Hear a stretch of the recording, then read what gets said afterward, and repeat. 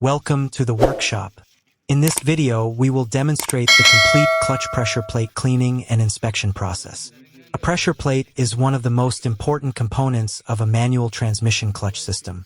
It works together with the clutch disc and flywheel to transfer engine power to the transmission. Over time, heat, friction, clutch dust, rust, and grease can reduce its performance.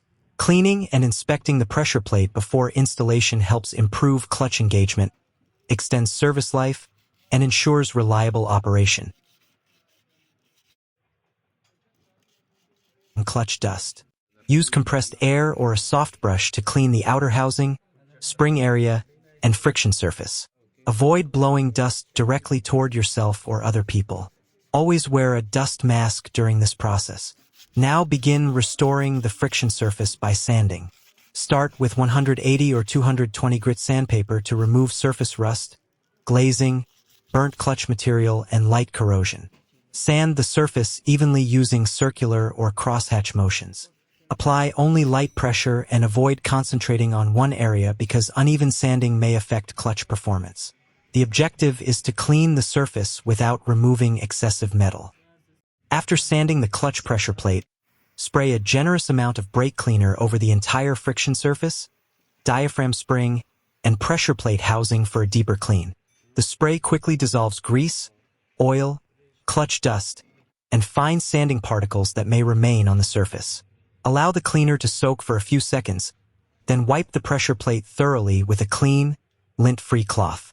If any stubborn dirt is still visible, repeat the spraying and wiping process until the component is completely clean.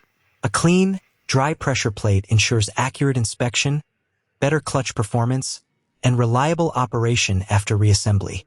After the clutch pressure plate has been cleaned and inspected, the next step is to check the release bearing and pressure plate balance. If the release bearing needs to be removed, use a bearing puller of the correct size to pull it off evenly without damaging the shaft or surrounding components. Avoid using excessive force or hammering, as this can damage the bearing seat. Once removed, inspect the bearing for rough rotation, excessive play, noise, or signs of wear, and replace it if necessary. Next, perform a pressure plate balance check by examining the balance marks and ensuring the assembly has no missing balance weights or visible distortion.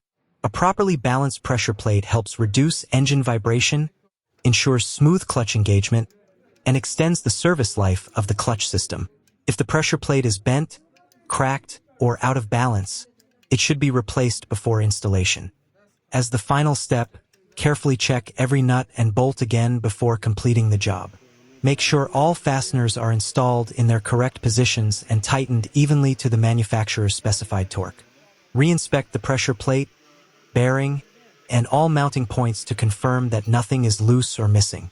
Rotate the assembly by hand to ensure it moves smoothly without unusual resistance or vibration. A final inspection helps prevent mechanical failures, ensures safe operation, and guarantees that the clutch system is ready for reliable service. Thank you for watching this clutch pressure plate cleaning and inspection guide.